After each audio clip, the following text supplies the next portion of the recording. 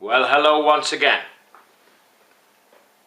This is me, Leonard Wells, broadcasting as usual from Haslingden, 30 miles or 50 kilometres due north of Manchester in the UK, on Sunday the 18th of September 2011, and this is my vlog for Sunday the 18th of September 2011. I hate that word, don't you? Vlog. Sounds like something that's come from outer space or from under a stone. Well, to come down to earth with a bump, I sleep on the floor. Yes, I sleep on the floor.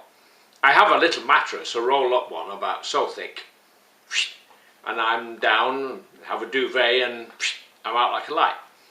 And I've slept on the floor for 30 odd years. Why? Well, when I was very young, from an early age, as far back as I can remember, I suffered from very bad headaches. Very bad headaches.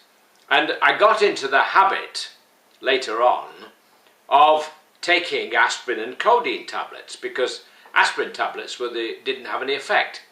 So once I tried aspirin and codeine, the headache just vanished. Well, it ought to do. I mean, there's poppies full of opium in codeine tablets.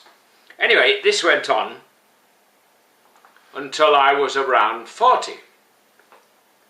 And one day I happened to speak to an osteopath, and I told him about these headaches, and he said, try sleeping on the floor. And you know, from that night on, I slept on the floor. I've never had a headache since, not one of those kind of headaches. And he explained it by telling me that I slept in a bed. If I slept in a bed with a pillow, my head would be at an awkward angle, which would make my neck tense, which would tense my stomach. The whole thing's intertwined. And the worst headache I ever got, strangely enough, I spent the night in a house with a honeymoon couple. Not together, of course, I might add quickly.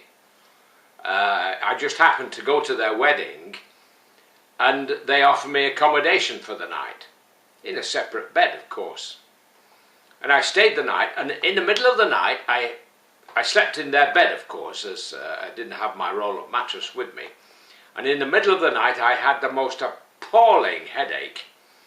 So I just got up, I took 4 aspirin and codeine tablets, which is about twice the maximum recommended dose, and away it went. Because I sleep on the floor, I can sleep anywhere. I can even sleep sitting on the edge of a chair, strangely enough. And I worked nights in Preston until a couple of years ago. I did 300 nights. It was only a part-time job, but I was security man for a student hostel for university students in Preston. And I had 186 flats with a student in each. And I was on my own on Saturday, Sunday, Friday, Saturday and Sunday nights from 10 o'clock till 8 o'clock in the morning. And it was me against them. And either I was in charge or they were. And I used to carry this very big American policeman's type torch, very heavy, really solid, you know, you can drop it, you can throw it, you could attack an elephant with it. And for banging on the doors if they were making too much noise or whatever. And it worked. But quite often these students would set their fire alarms off. And I remember one night, I'm digressing a bit here, but this might amuse you, this story. I remember one night, they had some very, very attractive girls there. And I remember one night, this very good-looking girl in a sort of off-the-belly-button dress came in with a big, tall-looking bloke. Away they went. And a few minutes later, maybe 10 or 15, the phone rang, And it was this girl, and she says, I'm in the bathroom. This man has taken all his clothes off and got into my bed. Can you get him out? Well, he was about 3 times the size of me. So I went upstairs, banged on the door, which point she came out in a dressing gown, and I said to him, on your bike, or rather, get on Shanks's pony and be gone, otherwise I call the cops. So I came down, and when he didn't leave, I called the police. And I said to them, can you come over? And I said, he's a very big lad, King Kong type lad. So bear that in mind when you choose who to send. Well, these 2 small policemen arrived, and just as he appeared on his way out, and I pointed to him and I said, he's the guy. And one of the policemen chased after him, had a word with him, and the other one had a word with the girl in my office. And just at that point, somebody set the fire alarm off. And within what appeared to be seconds, a flashing light fire engine hurtled through the main gates, which automatically opened when the fire alarm went off, and stopped, and out jumped these big hairy butch firemen and headed in the direction of what appeared to be the smoke.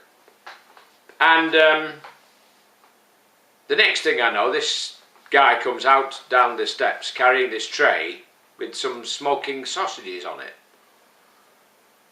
And before I knew it, I was being given a lecture in fire safety by the fire chief, and I thought, well, on top of all that, I had 100 and odd students in their dressing gowns wandering about in the grounds. So it was a fun night. Anyway, coming back to being able to sleep anywhere, I can sleep on the edge of a chair. I've even slept on a stone floor with no mattress, though that was a bit tough. But I can recommend it. I sleep well, 6 hours, 5-6 hours is more than enough. I rarely have a difficult time getting to sleep. I know I'm waffling on a bit here, but I'm enjoying myself. I hope you are. When I go to hotels, I'm not particularly bothered about bed bugs because I sleep on the floor. I usually use a duvet or something to cover me to keep warm. But provided there's carpet on the floor, I use that, or I will use a folded up blanket to sleep on. No, I don't actually sleep on the floor, but as close to the floor as I can get without a mattress. And all over the world, I've never had a problem sleeping, so I can recommend it. If you have headaches, bad ones, try sleeping on the floor. I'm going to say cheerio now. There are other things I've done today. I've made several long videos, plus this one, put them on YouTube, and not done anything spectacular. Didn't even go out shopping today because there's not many shops open on a Sunday in Haslingden. The cheap pound shops run by very friendly Pakistani chaps, or Pakistani origin chaps, and it was quite cool today. Only had a couple of phone calls, not a lot on the news. That's about it.